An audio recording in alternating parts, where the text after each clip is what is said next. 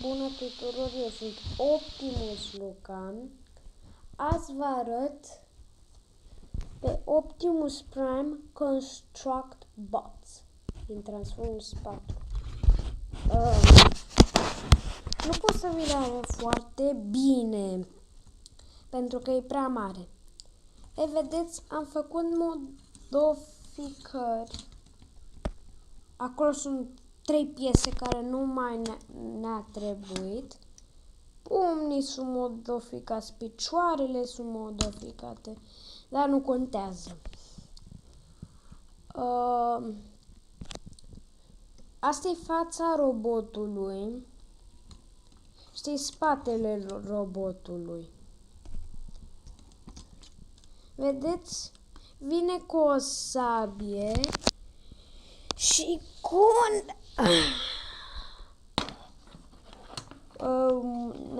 Dinobot numit Gnou Dino.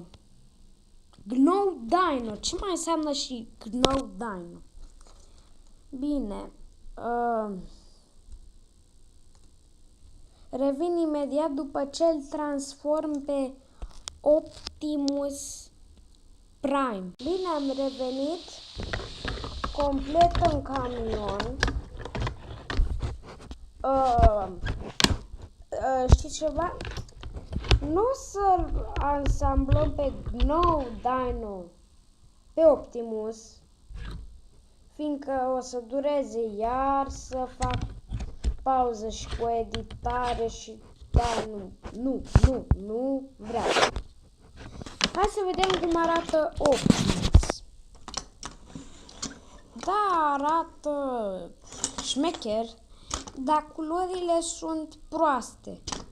Aici era, bine, cred că tot albastru sau roșu, dar aici era albastru, nu roșu. Și asta era albastră. Aici e greșit rău de tot la piept.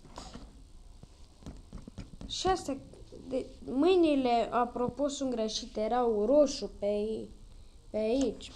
Da, adică mereu la Construct Bots trebuie să fie greșit. Scuze pentru cum se vede camera, dar n-am ce să fac. Da. Gnou Dino are un glonț. Dar ni l-am pierdut prin brad. Oh, nu. Da. Măcar. La revedere, eu am fost Optimus Luca, adică Optimus Luca a fost aici.